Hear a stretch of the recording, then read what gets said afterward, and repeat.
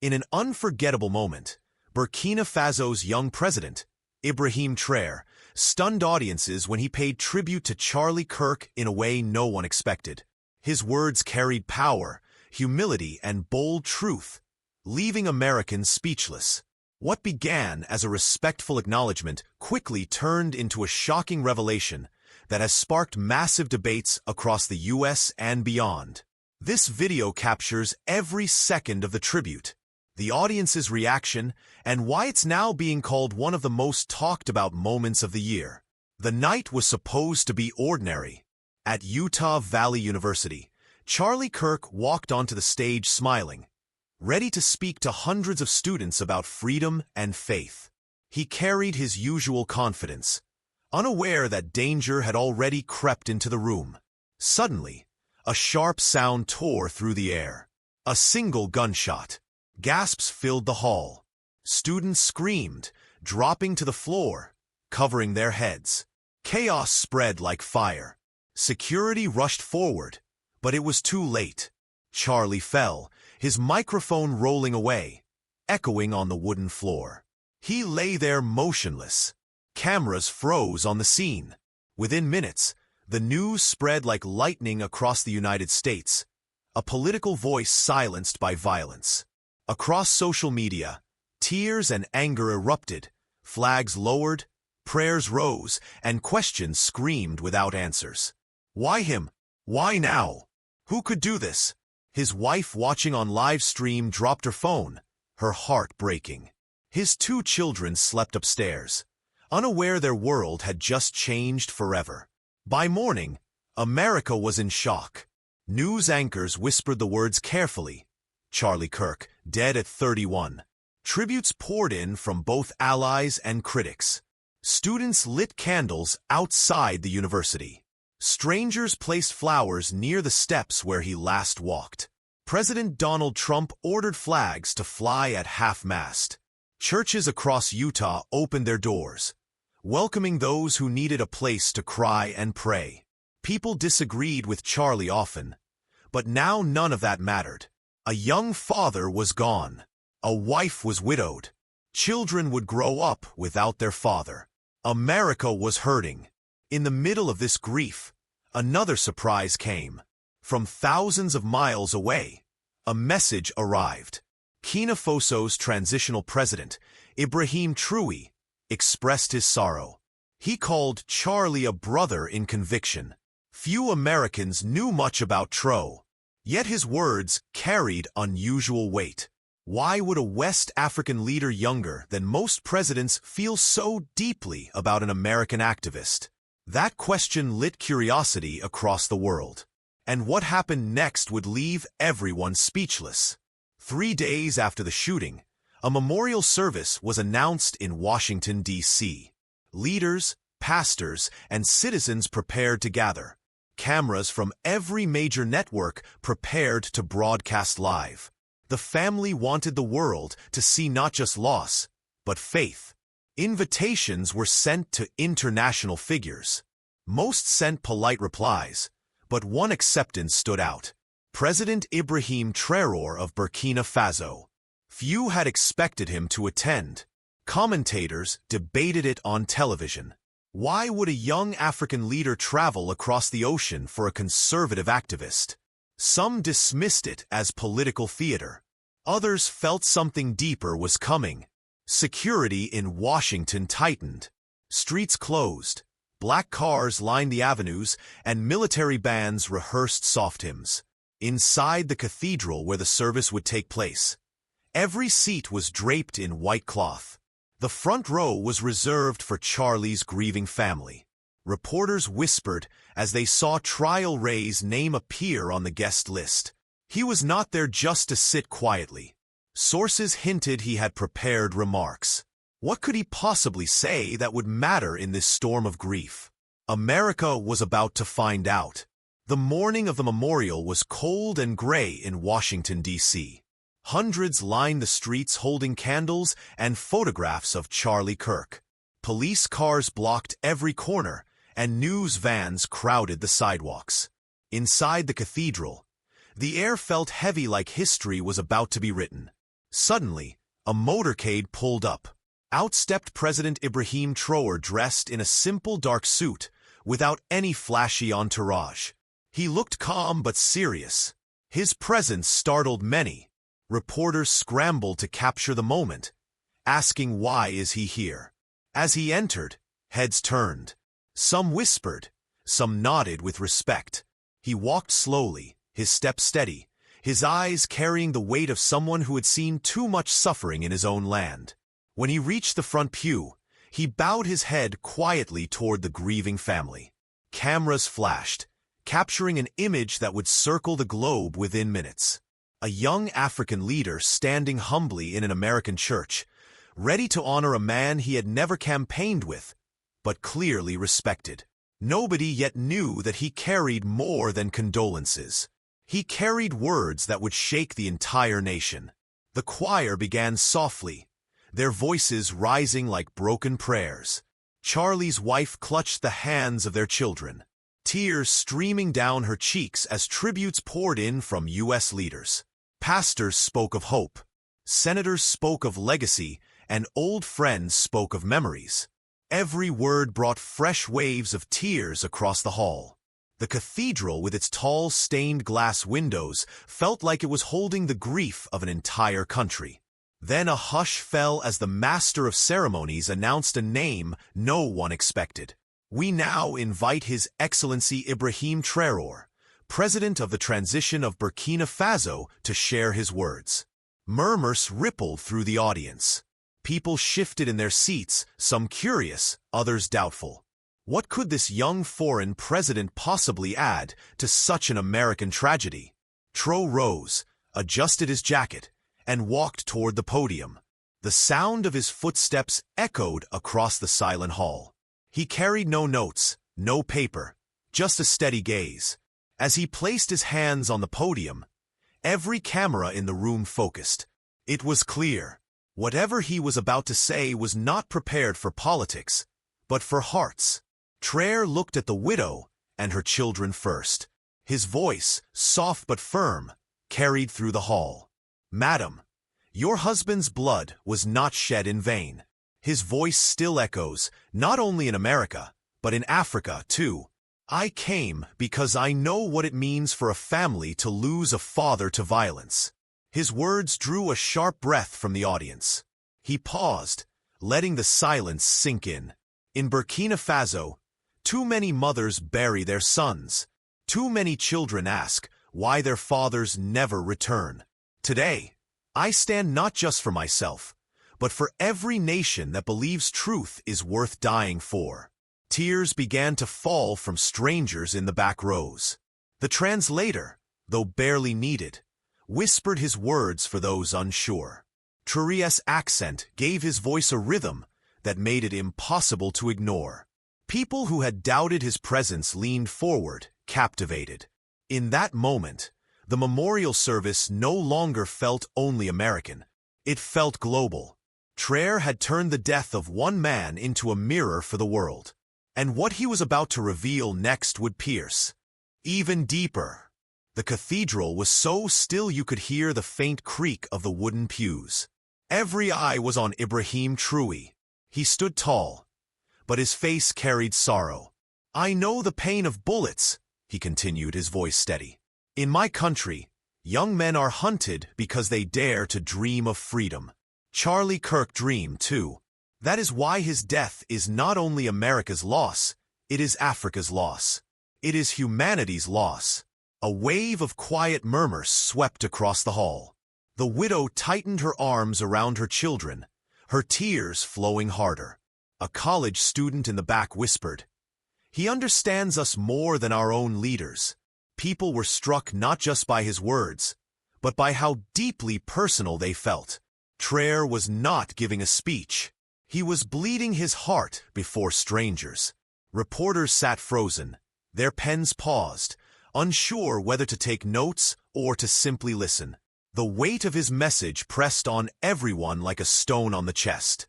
Yet, there was something in his tone, a hint of urgency, as if he was carrying a truth too heavy to hold back much longer. Traoré took a deep breath, his hand brushing the podium as though steadying himself.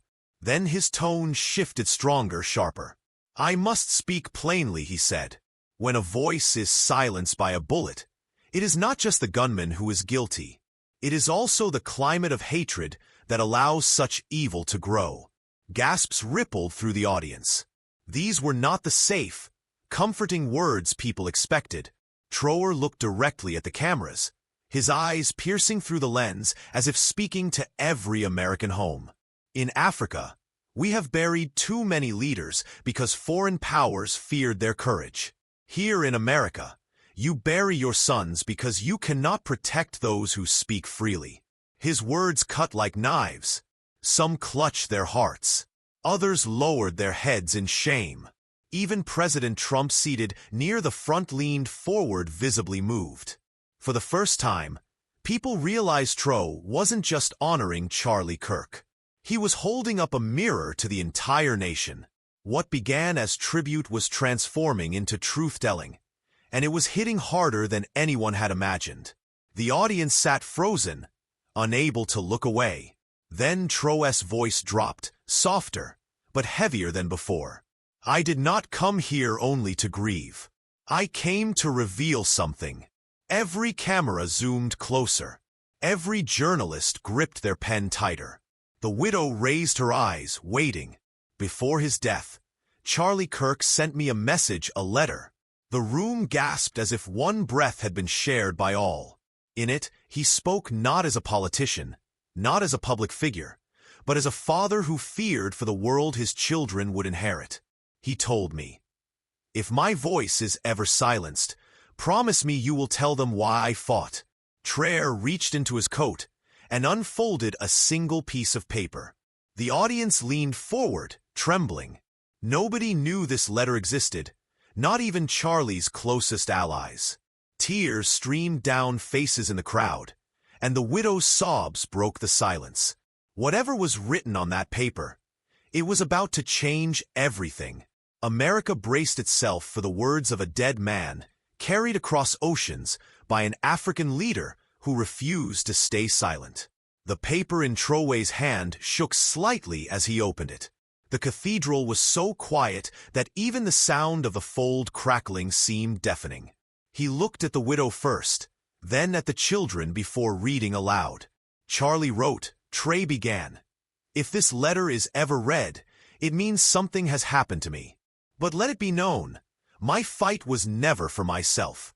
It was for my children, for the students who listened, for the future of a country I love more than my own life." The widow broke down, sobbing into her hands. Traoré paused, his own voice catching with emotion. The audience was frozen, listening to a young African leader give voice to the last words of a fallen American activist. For many, it no longer felt like a memorial. It felt like they were standing inside history, witnessing a bridge between two worlds. The camera zoomed closer, trying to capture every trembling word. Traoré inhaled slowly, then added, "There is more, and it is heavier than you think." The crowd braced, hearts pounding, waiting for what secrets the rest of the letter would reveal. Traoré's eyes scanned the letter again, his voice low but steady. Charlie wrote, "If I fall, do not let anger destroy you. Do not let bitterness choke what I stood for.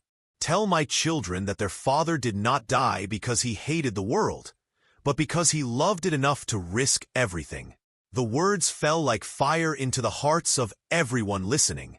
Mothers clutched their sons tighter. Fathers lowered their heads, ashamed of how little they had sacrificed. The widow leaned forward, her tears soaking the front of her black dress, whispering, "He loved you. He loved you so much," to her children.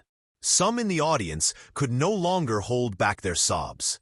A journalist near the aisle dropped her pen, covering her face with both hands. Traoré continued. Charlie said, "If I cannot return home, let others rise, and let them rise with courage, not fear." His voice broke, and for a brief second, even Traoré himself had to stop, closing his eyes to steady his spirit. The moment was unbearable. This was not politics anymore. This was the raw cry of a father speaking from the grave. After a pause, Traoré raised the paper once more. His face hardened, though sorrow still lined his eyes. "The final part," he said, "is why I came here to speak." The hall leaned forward, holding its breath. Charlie wrote, "If I am silenced, do not look only at the man who pulled the trigger. Look at those who gave him reason, those who fueled the hate, those who benefit when voices like mine disappear." Gasps ripped through the cathedral. The widow looked stunned, gripping the pew as if the floor had shifted beneath her. The audience shifted nervously. These were dangerous words, words that hinted at forces bigger than one assassin. Traoré folded the letter slowly and placed it against his chest. This was not only Charlie's farewell, he said. It was his warning, and I promised him that if this moment ever came, I would deliver his truth without fear. The silence after his words was like thunder, heavy, pressing, unforgettable. Some eyes burned with tears, others with questions. What had begun as tribute had now become revelation, and America suddenly realized it was staring into a storm much larger than grief. When Tay finished reading, the cathedral seemed to shiver in silence. Then whispers began to spread like wildfire. Some people clasped their hands tightly. Others shook their heads in disbelief. The widow's shoulders trembled, as if she were carrying both grief and the weight of Charlie's warning. One student rose to his feet, tears streaming down his cheeks, and shouted, "He's right. We must listen." Security turned quickly, unsure if this was disruption or desperation. But the crowd began to nod, some weeping openly. They were not angry with Traoré. They were awakened by him. Television commentators sitting in the back exchanged frantic glances, already sensing the debates that would rage across America after this. The cameras kept rolling, catching every tear, every gasp, every hand pressed against a heart. For a moment, it felt as though the nation itself was holding its breath.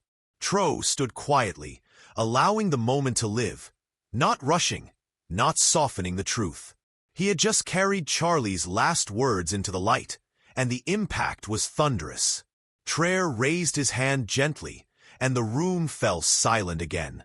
"What you decide to do with this truth is not my place to command," he said, his voice steady. "But I promised your brother, your father, your husband, that I would not let his voice die. I keep that promise today." His words pierced deeper than any political speech could. He wasn't lecturing. He was standing as a witness to pain that felt all too familiar. "In my country," he continued, "we bury young men every week. Mothers cry in the streets. We fight for survival against forces stronger than us. Yet here, in the most powerful nation on earth, you too are losing your sons. Tell me, is a life in Burkina Faso worth less than a life in America? No. We all carry the same tears, the same prayers." The audience erupted in sobs, realizing how grief had tied them together. For the first time, many Americans saw Africa not as distant, but as a mirror reflecting their own suffering. Traoré was not dividing. He was uniting by reminding them that pain speaks the same language everywhere. As Traoré stepped back slightly from the podium, the cathedral's walls seemed to vibrate with the emotion he had unleashed. Reporters typed furiously, but many paused, wiping their eyes between sentences. The widow rose to her feet. She placed her hand over her heart, her lips trembling as she whispered, "Thank you." The children followed, standing beside her, clutching each other, as though their father's spirit had just spoken through this young leader from far away. The crowd could no longer contain themselves. Some stood and clapped, not with excitement, but with the slow, heavy rhythm of respect. Others dropped to their knees in prayer, their tears staining the marble floor. Outside the cathedral, crowds watching on big screens began chanting Charlie's name, their voices echoing across the Washington streets. The moment was no longer just a memorial. It had become something larger, a turning point. And though nobody knew what tomorrow's debates would sound like, everyone present that day understood one truth. They had witnessed a speech that would be remembered for generations. Traoré had come quietly, but he was leaving as the messenger of a legacy too powerful to silence. As Traoré left the podium, the cathedral erupted into something no one had expected. People were not clapping for show. They were crying, hugging strangers, lifting their voices in prayer. Outside, thousands gathered in the cold, watching on giant screens, chanting Charlie's name through tears. News channels scrambled to replay clips of Traoré's words, broadcasting them across every home in America. Some anchors broke down live, unable to finish their sentences. Crowds in cities from Dallas to New York lit candles, holding vigils for a man whose last words had just been delivered by someone from halfway across the world. And in Burkina Faso, families gathered around radios and televisions, feeling strangely connected to America's pain. Social media exploded, millions posting clips with captions like, "I never thought I'd cry like this." And Traoré spoke what we all needed to hear. The letter, the revelation, the raw truth. It was everywhere. What was meant to be a quiet memorial had become a global wave of grief and unity. America had been shaken, and the world was watching. After the service, the widow asked to meet Traoré privately, away from the cameras in a small room behind the cathedral. She stood before him trembling. Her children clung to her sides. Through her tears, she whispered, "You gave my husband back to me." Through his words, "Thank you." Traoré bowed his head deeply, his voice gentle. "It is I who must thank him. His courage speaks even after his last breath. My prayer is that his children grow to know they are not fatherless. The world carries his name now." The widow reached for his hand, and for a long moment they stood in silence. Two worlds meeting in grief, yet bound together by faith and truth. A photographer, unnoticed, snapped one quiet image. The widow, her children, and Traoré holding hands in prayer. That photo would later circle the globe as the single most emotional picture of the week. For the family, however, it wasn't politics. It was healing. In the stillness of that room, sorrow had found dignity and pain had found a companion. The moment was proof. Grief shared as grief hauled, and love could rise even from tragedy. By the week's end, America was still talking about the memorial. Schools replayed clips in classrooms. Churches quoted Traoré's words in sermons. Leaders debated what it all meant for the nation's future. But for ordinary people, something had shifted. They no longer saw Charlie Kirk's death as just another headline. They saw it as a call to stand for truth without fear. And in homes across both America and Africa, families whispered prayers not only for Kirk's widow and children, but for Ibrahim Traoré, the young leader who had carried a fallen man's message with such humility and fire. The world had witnessed something rare, a tribute that became a turning point. A man from Africa had reminded America of its soul. In the years to come, people would still say, "Do you remember the day Traoré read Charlie's letter?" That day was not forgotten, and neither was the legacy of Charlie Kirk. Dear viewers, if this story moved you, if it brought tears to your eyes, then let's keep this memory alive together. Please like this video, subscribe to the channel, and most importantly, drop a comment below. Share your heart, your thoughts, your prayers for the family. Let the world see that love and truth cannot be silenced. Your voice matters. Keep it alive.